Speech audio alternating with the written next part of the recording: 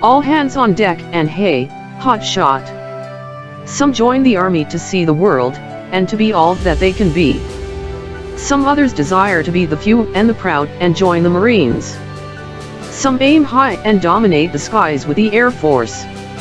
And others, seeking adventure on the high seas and visiting exotic ports of call, sign up for the Navy, but even shipboard romances and exciting excursions eventually come to an end, and, having reviewed the facts of the record, the prosecution has proffered its charges under the Uniform Code of Military Justice to be considered before an Article 32 inquiry, and, having decided to accept the formidable task of preparing the defense, to provide proper notice and assist your efforts to assure a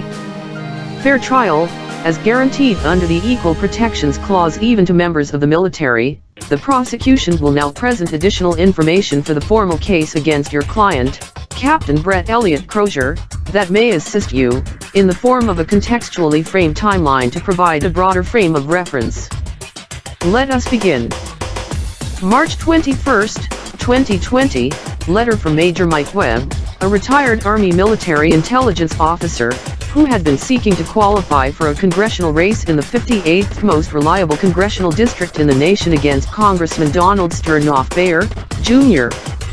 The letter identified the author as a retired military intelligence officer who had observed a variant migration pattern of national security interest concern arising from a novel coronavirus to city of Alexandria to request rationale for adoption of the draconian cordon sanitaire policies that had been adopted by China, noting the low incidence of mortality, and making reference to the most vulnerable population being the elderly with age-related medical conditions, which was immediately acknowledged and closed.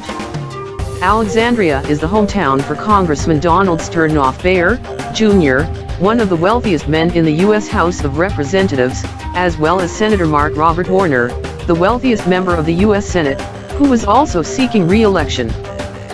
March 23, 2020, on the same date that the ship arrived in Guam, 3 sailors report to sickbay aboard the USS Theodore Roosevelt, presenting complaints of loss of smell, and identified as COVID-19 infections. March 24, 2020, email advising City of Alexandria of intent to file a civil complaint seeking an injunction and declaratory relief. March 25,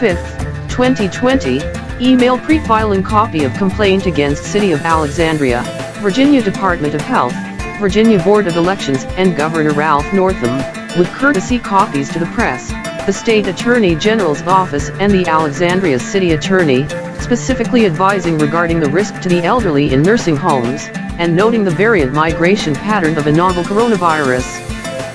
The Circuit Court for the City of Alexandria responded by issuing a COVID-19 questionnaire, to which an immediate reply was issued. March 26,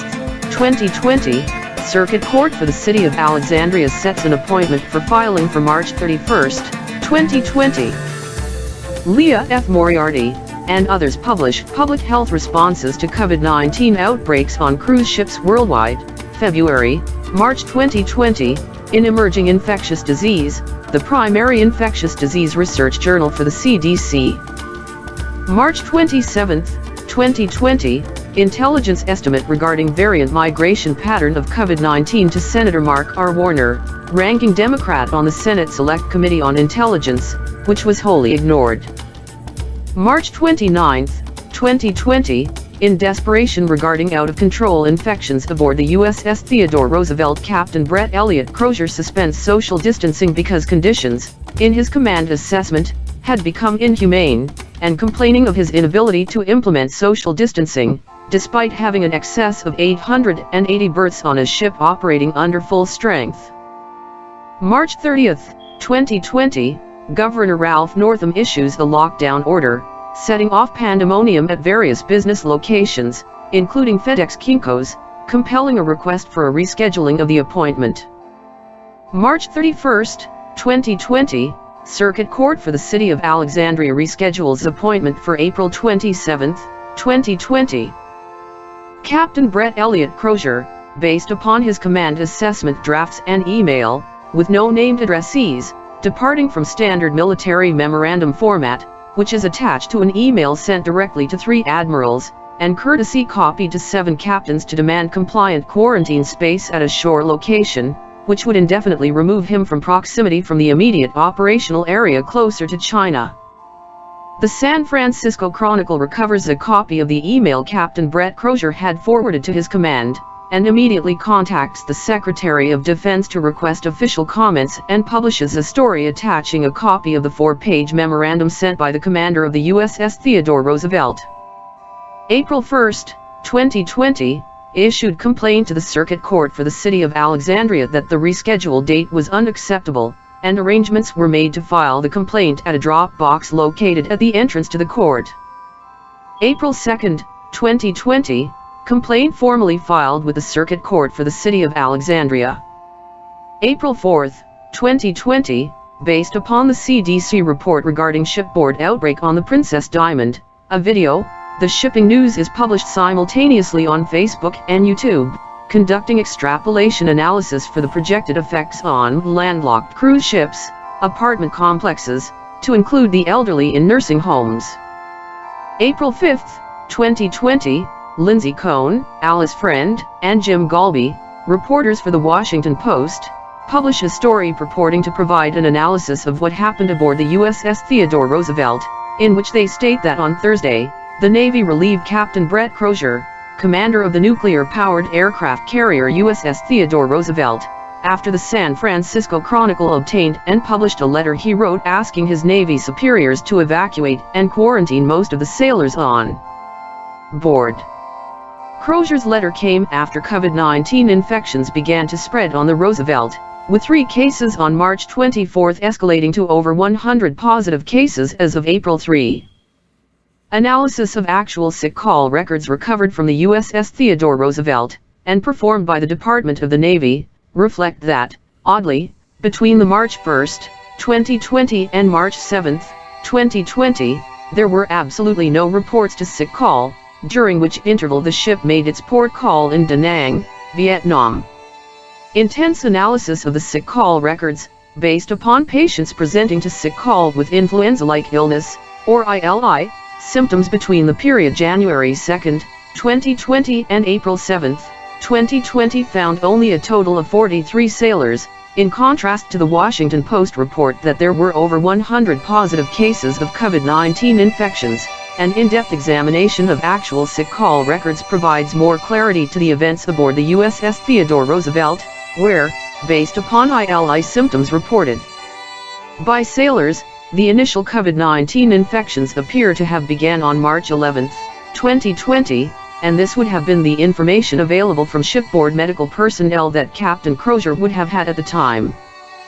In-depth analysis of sick call records, based upon ILI, appear to suggest that not 3, but actually a total of 11 cases of infection presented to sick call on March 23, 2020, the first day that the ship arrived in Guam, and continued to rise from that point, peaking on March 30, 2020, with a total of 32 cases reporting to sick call, the day before Captain Brett Elliott Crozier penned his memorandum to his command that was somehow immediately leaked to the press. On the day that the email was sent to his command, based upon ILI symptoms presented to sick call, the COVID-19 infections reported had dramatically dropped to 19, and continued to steadily decline thereafter, not indicative of a serious threat to the ship, the crew, or the mission of the USS Theodore Roosevelt. April 6, 2020, Circuit Court for the City of Alexandria acknowledged receipt of the complaint, but indicates that an insufficient address had been provided for the governor to enable the Department of the Sheriff to complete service of process under the precipice, which is immediately provided. April 15, 2020, hearing on motion for injunction in which motion was dismissed, on grounds that it would not prevail on the merits, with no parties entering and appearance, despite precipice for service of process issued to the Department of the Sheriff. Final hearing on the matter docket for July 13, 2020, 1 month after the filing deadline for the candidate petitions. April 16, 2020, Washington Post obtains a copy of the forwarding email for the 4-page memorandum sent by Captain Brett Elliott Crozier and publishes it in a story about the incident aboard the USS Theodore Roosevelt. The article specifically states that the email shows that Maudley, the acting Secretary of the Navy mischaracterized the message, accusing Crozier of sending it to 20 or 30 people, as he cited it as justification for removing him from command. The reporters, Dan Lameth and Sean Loborg, also state, the crisis has become a defining story for the U.S. military during the coronavirus pandemic. It also has underscored thorny challenges for the Navy, including a lack of clarity about how to respond to President Trump's concerns, disagreements about transparency, and questions about whether officers who flagged problems should face retribution.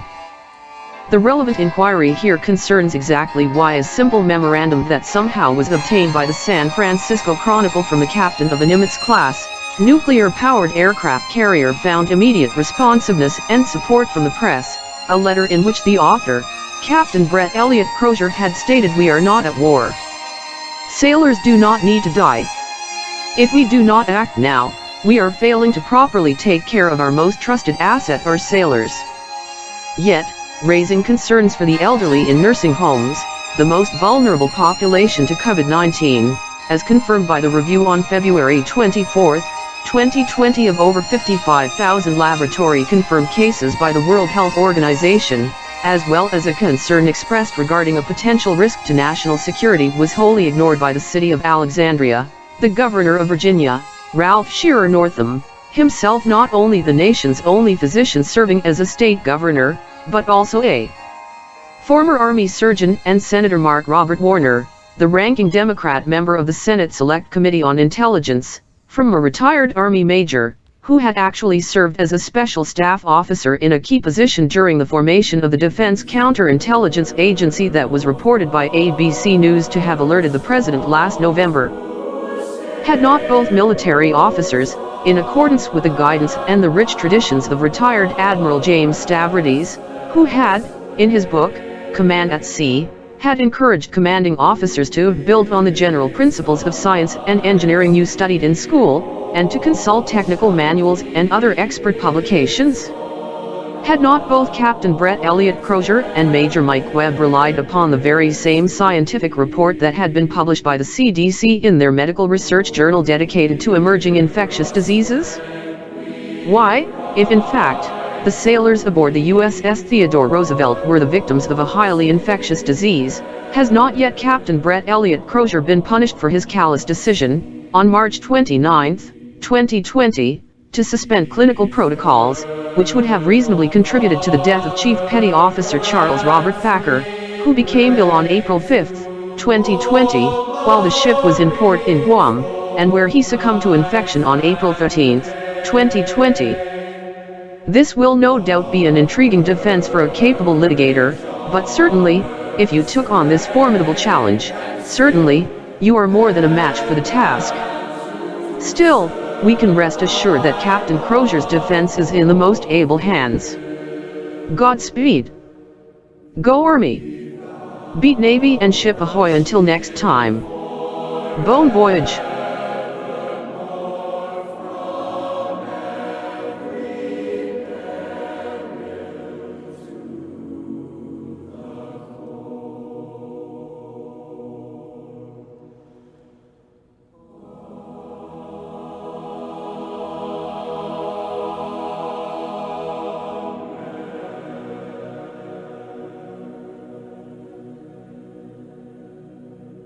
This advertisement was authorized by Mike Webb.